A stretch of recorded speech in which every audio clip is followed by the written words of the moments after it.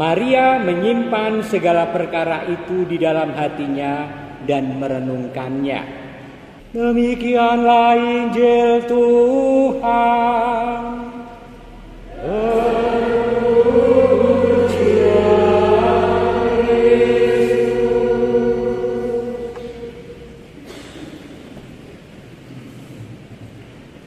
Saudari-saudara yang dikasihi oleh Tuhan, tahukah Anda bahwa hari ini adalah hari raya? Hari raya Maria Bunda Gereja. Harus dimaknai apa Maria Bunda Gereja? Maria Bunda kita. Karena kita adalah anggota gereja. Maria Bunda Yohanes Rasul Wonogiri, Maria Bunda lingkungan Fransiskus, Maria Bunda setiap keluarga, Maria Bunda kita semua. Dan seperti seorang bunda, mari saya mengajak Anda untuk mengingat lagi ibu kita masing-masing. Watak yang seperti apa sih seorang ibu?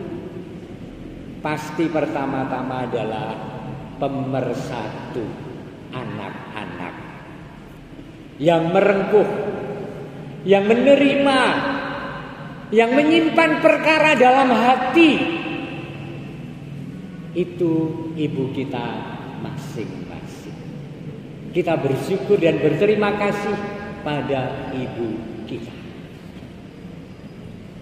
Ribuan kilo jalan yang kau tempuh, lewati rintangan untuk aku anakmu. Ibuku sayang, masih terus berjalan, walau tampak kaki penuh darah, penuh nanah, seperti udara. Kasih yang engkau berikan tak mampu ku membalas. Ibu, ibu, ingin ku dekat dan menangis di pangkuanmu, sampai aku tertidur bagai masa kecil dulu.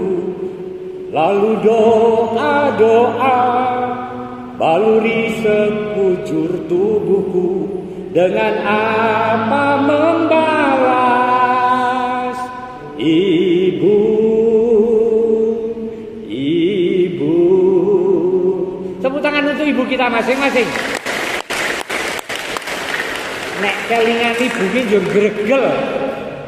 Nah, saudari-saudara yang dikasihi oleh Tuhan, kalau hari ini kita merayakan tanggal 1 Januari adalah Maria Bunda Gereja.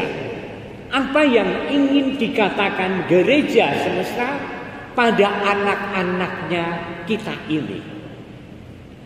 Yang mau dikatakan adalah berterima kasihlah kepada Tuhan karena doa ibu. Berterima kasihlah kepada Allah Bapa dalam perantaran Yesus karena ada sosok Bunda Maria. Amin. Dan kedua yang mau ingin katakan adalah jangan khawatir anakku. Engkau mempunyai seorang bunda menghadapi tahun berikut. Dan ia adalah bunda yang setia. Sebab ia bukanlah bunda-bundaan, tetapi adalah Bunda Allah.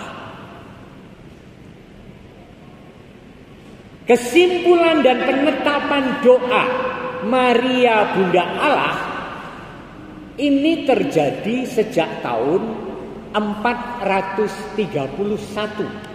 Bukan 1000 ya, tapi 431 Masehi. Ketika ada konsili di Efesus yang memperdebatkan Maria itu bunda manusia Yesus atau Maria itu bunda Allah. karena Yesus adalah Sang Sabda yang menjadi manusia. Dan Gereja Katolik dengan mantap mengambil pilihan keyakinan Maria Bunda Allah. Karena memang diperkenankan mengandung sosok Putra Allah, Sang Sabda yang menjadi manusia. Saudari-saudara yang dikasihi oleh Tuhan, Ibu Maria adalah Bunda Allah, dan tentu Bunda kita semua. Dikatakan dalam bacaan kedua tadi dari surat Rasul Paulus kepada jemaat di Galatia, maka Allah mengutus anaknya yang lahir dari seorang perempuan yang takluk kepada hukum Taurat. Allah mengutus anaknya, N besar, artinya Allah mengutus Allah Putra, lahir dari seorang perempuan yang takluk kepada hukum Taurat. Ia diutus untuk menebus mereka yang takluk kepada hukum Taurat, yang setia kepada Allah, supaya kita diterima menjadi anak. Anak siapa? Anak Allah, anak terang. Dan itu adalah Anda dan kita semua, saudari-saudara. Sosok seorang ibu, saya ingin kembali ke sana. Yang seperti apa sih?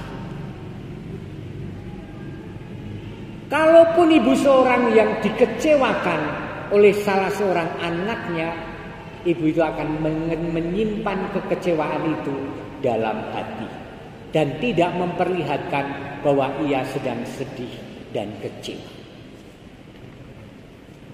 Kalau ibu itu harus menangis, ia menangis dalam hati, atau mengunci kamar, atau menangis di kamar mandi, dan tidak ingin bahwa seorang lain tahu bahwa ia baru saja menangis.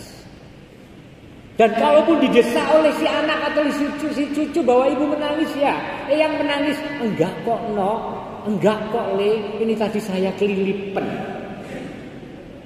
Itu adalah ibu kita, dan itu adalah Maria Bunda Allah. Maka saudari-saudara, mari kita menempatkan Maria di dalam kehidupan kita yang begitu nyata, dalam siarah hidup kita, keluarga kita, dan gerejanya, sebagai sosok yang menolong, yang mendengarkan, yang menerima segala unek-unek dan menyampaikan itu kepada Allah Putra, yaitu Tuhan Yesus anaknya. Maka doa melalui perantaraan Maria adalah Jos. Dan saya yakin ketika saya menawarkan siapa yang pernah mengalami Maria yang mendengarkan permohonan dan doa, semua orang Katolik akan angkat tangan. Dan selalu begitu, karena pengalaman kita masing-masing memiliki seorang ibu dalam konteks hidup beriman, yaitu Maria. Maka bersyukurlah bahwa toh 1 tahun terlampaui dengan segala jatuh bangun kehidupan kita, terlampaui. Tetapi juga mari kita menatap masa depan dengan lebih optimistik, karena kita mempunyai sekali lagi seorang ibu, seorang manusia, bukan Allah. Maria bukan Allah, tapi manusia utama yang memang dipilih oleh Allah secara khusus, secara istimewa untuk memerankan diri sebagai sosok Bunda Allah dan Bunda kita semua. Gereja juga merayakan 1 Januari mengawali tahun Masehi dengan menjadikan 1 Januari itu tahun perdamaian dunia. Kenapa? Ya ada sosok seorang ibu yang mendamaikan seluruh perbedaan antar anak di tengah keluarga. Dan Perserikatan Bangsa-Bangsa sekali lagi menegaskan tahun 1986 bahwa setiap tanggal 1 Januari kita merayakan Hari Persaudaraan Global, Hari Persaudaraan Dunia, di mana segala sentimen kebencian dan ketidaksukaan kita yang bertumbuh sepanjang tahun ini diajak oleh Perserikatan Bangsa-Bangsa atas iman kepada Allah melalui Bunda Maria, kita retas, kita lepas. Siapa yang beruntung kalau kita melepaskan itu semua? Kita masing-masing beruntung. Karena kebencian, kedengkian, iri hati dan dosa-dosa yang sekitar itu merusak hidup kita masing-masing. Benar ya? Kalau kita itu memelihara kebencian dan dendam, bukan dia yang saya benci yang rugi, saya yang rugi. Karena hidup saya dikotori, dibebani oleh hal-hal yang saya tidak membutuhkan itu. Tetapi kenapa aku memelihara dan kenapa aku tidak bisa membuangnya? Dan kita mempunyai sosok seorang ibu, yaitu Ibu Maria, yang membela terus-menerus hidup kita dan akan menuntun kita menuju tahun yang baru. Saudari-saudara, tahun penuh optimisme yang seperti apa yang ditawarkan oleh gereja? Itu bisa kita lihat dalam bacaan pertama. Apa yang dilakukan Tuhan? Sekali peristiwa Tuhan berfirman kepada Musa, berbicaralah kepada Harun dan anak-anaknya, beginilah kamu harus memberkati orang Israel. Katakanlah kepada mereka, Tuhan memberkati dan melindungi engkau. Tuhan menyinari engkau dengan wajahnya dan memberi engkau kasih karunia. Tuhan menghadapkan wajahnya kepadamu dan memberi engkau damai sejahtera. Maka saudari-saudara, saya mengajak Anda, kita semua, untuk menatap tahun yang baru dengan penuh optimisme dalam iman. Kenapa? Allah tidak diam. Allah, Gusti Allah orang sari. Tetapi Allah yang menawarkan dirinya supaya setiap orang menyandarkan hidup pada Allah. Sekali lagi saya ingin membacakan bacaan pertama penggalan tadi. Tuhan memberkati dan melindungi engkau, amin. Tuhan memberkati engkau dan melindungi engkau, dan Tuhan menyinari engkau dengan wajahnya, amin. Tuhan memberi engkau kasih karunia, amin. Tuhan menghadapkan wajahnya kepadamu dan memberi engkau damai sejahtera, amin.